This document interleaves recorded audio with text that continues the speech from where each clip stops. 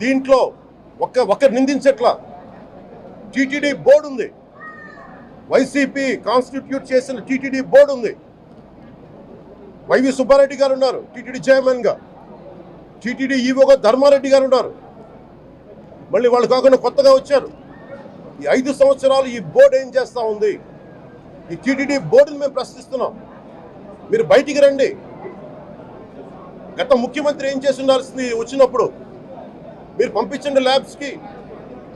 మీకు ఎవరైతే తప్పులు చేశారో వారి మీద మీరు చర్యలు తీసుకోండి అని చెప్పాలి. కానీ తప్పులు చేసిన వాళ్ళని వెనకేసుకొచ్చే విధానం ఏంటో నాకు అర్థం కావట్లేదు. ఇది ఆయన మార్చుకోవాలి. అంతేగాని మీరు అస్థిరత చేసే ఆలోచన కానే కాదు. ఇదే మీరు ఊహించండి. ఇంకా ఏ ధర్మం మీదైనా సరే ఇలాంటి అపవిత్రం ఒక చర్చి మీద జరిగిన, ఒక మస్జిద్ మీద జరిగిన దేశం అల్లకల్లోలం చేసేస్తారు. ప్రపంచం అంతా మాట్లాడతారు, గ్లోబల్ న్యూస్ అయిపోద్ది.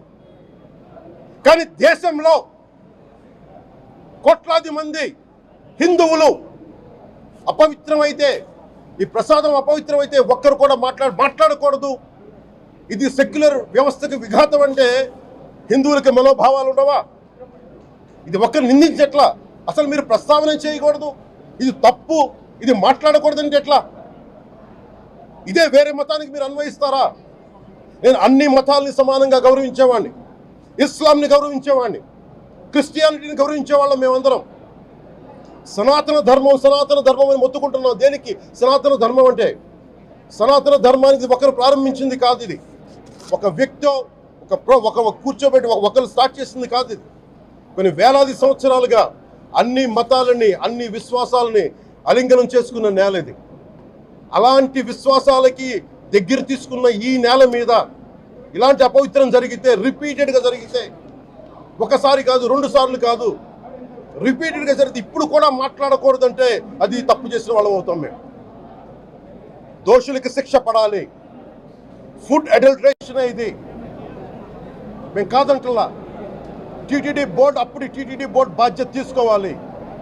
పొలిటికల్గా వచ్చి అలంకారప్రాయంగా ఒక్కొక్కళ్ళు వచ్చేసి దర్శనాలకి టికెట్లు ఇవ్వడానికి మీరు బోర్డు మెంబర్స్ అవ్వలేదు. మీరు ఎవరు చైర్మన్ కానీ ఈవో కానీ. మీరు అక్కడ ధర్మాన్ని పరిరక్షించాలి. మీరు అక్కడ మీ ఇష్టాలకి మీరు కూర్చోబెట్టి మీ ఇష్టాలకి కాంట్రాక్ట్లు ఇచ్చుకోవడానికి మీరు టీటీడీ బోర్డుకి మీరు వెళ్ళలేదు. మీరందరూ, మీ అందరికీ బాధ్యత ఉంది. మీరు నిర్ణయించుకోవాలి. ఎవరికి కోపాలు రావు, ఎవరికి వేదన రాదు, ఎవరికి బాధలు రావుంటే కుదరదు. వస్తాయి బాధలు, వేదన ఉంది, మాట్లాడతాం. మర్చిపోకండి ఎవరు. గత ముఖ్యమంత్రి గారు కూడా నేను చేస్తా ఉన్నాను, జగన్మోహన్ రెడ్డి గారికి కూడా. ఇదే చర్చికి జరిగితే మీరు ఊరుకుంటారా? ఒక మసీదుకి జరిగితే ఊరుకుంటారా? ఒక తిరుమలకు జరిగినప్పుడు ఎందుకు వెనకేసుకొస్తారు? రాకండి. ఏ మతం మీద దాడి జరిగినా సంపూర్ణంగా నాతో సహా మేము ఖండిస్తాం, బయటకు వస్తాం. ఇస్లాం మీద దాడి జరిగితే మేము మాట్లాడతాం, క్రిస్టియానిటీ మీద దాడి జరిగితే మేము మాట్లాడతాం. హిందూ ధర్మం మీద, సనాతన ధర్మం మీద దాడి జరిగితే కూడా నేను మాట్లాడతాను. ఇది మొదటిసారి కాదు, మేమందరం మాట్లాడతాం. ఇది ప్రాథమిక హక్కు. ఇది పరస్పర విశ్వాసాలను గౌరవించుకోవడం చాలా చాలా అవసరం. ఇది అందరికీ తెలియజేస్తున్నాను. ఇది దోషులకి కఠిన శిక్ష పడాలి. అలాగే ముఖ్యమంత్రి గారికి కూడా నేను తెలియజేసుకున్నాను, చంద్రబాబు నాయుడు గారికి కూడా క్యాబినెట్ మీటింగ్ జరగాలి, అసెంబ్లీలో చర్చ జరగాలి. అసలు టీటీడీ ట్రస్ట్లో ఎన్ని అవకతవకలు జరిగినాయి, దీని మీద కూలంకషంగా దీని మీద చర్చలు జరగాలి. అలాగే నిన్న అందరూ మీడియా పెద్దలు కూడా అడుగుతూ ఉన్నారు, పత్రికాధిపతులు కూడా అడుగుతూ ఉన్నారు, మీడియా వారు కూడా అడుగుతున్నారు, దీన్ని సిబిఐకి తీసుకెళ్లాలా లేదా అనేది.